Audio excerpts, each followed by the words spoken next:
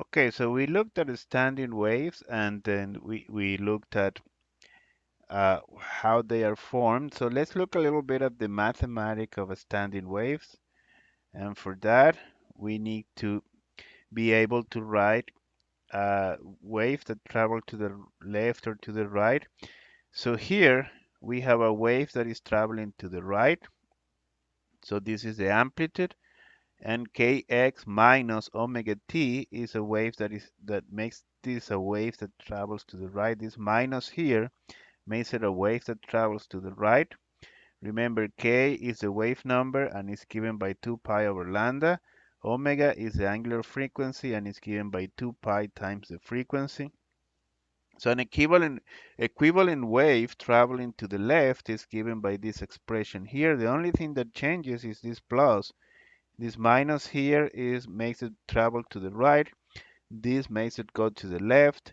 So that's the only thing that is changing. The amplitude is the same. So now we have to add these two to get the net displacement, right? So when we do that, we get the wave to the right plus the wave to the left is given by this expression here.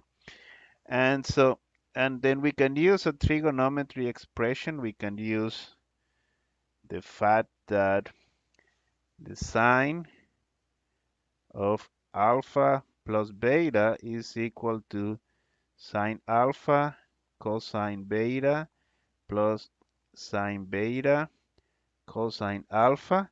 We can use this expression to simplify this. We can expand this and expand this using this expression.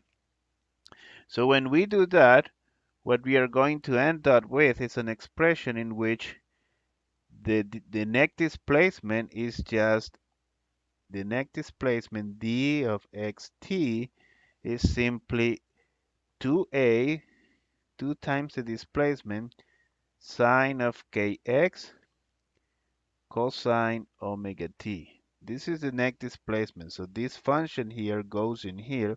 That's what you get after you expand this and rearrange algebraically using this trigonometry expression. So now, this is an amplitude function and it depends of x. And notice that this is no longer a traveling wave because it doesn't depend of kx plus minus omega t. This factor, this kx minus omega t or plus omega t is not appearing anywhere here. So now the question is, what can we tell about this form? What can we tell and what can this form, this mathematical expression tell us about a wave? So what we are going to do now is we are going to find conditions based on this expression. So we know that, for instance, for a string is fixed at the ends, right? So if this distance here is L, then the string is fixed here, right?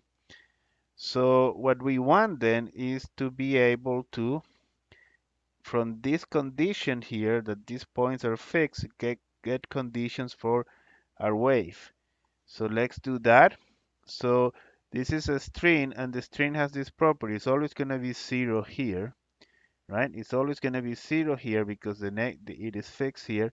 And it's always going to be 0 here. If you have a string that is fixed at the two ends, then it's going to be 0 and 0 here.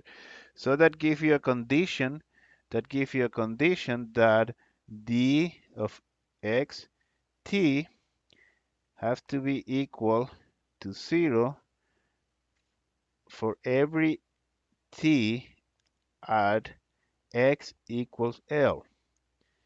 So that means these have to be equal to 0 at x equal L, right? And this is 0 when the sine of kx is 0. And the sine of kx is 0 when kx is equal to pi, 2 pi, 3 pi, and so on. So, and this gives you a condition over, when this is KL, sorry. So this gives you a condition and it says that 2 pi over lambda, this is K, have to be equal to n, which is an integer that can be 1, 2, 3, or any, n pi over L.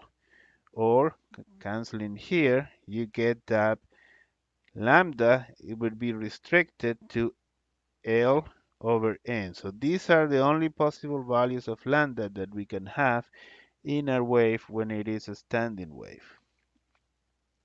So we can use that to find the node spacing on a string.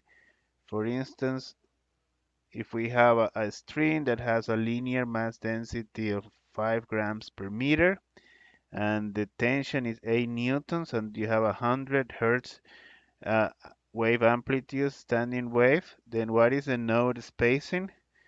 So, well, the nodes are the node spacing will be the distance between these 2 points here, and all you need to know is that, well, the speed of the wave is the tension divided by the linear density. That gives you 40 meters per second. The wavelength is then the equal to the frequency divided by the velocity divided by the frequency. This is the wavelength. And now the spacing of the nodes would be half the wavelength, which is lambda over 2. Thank you.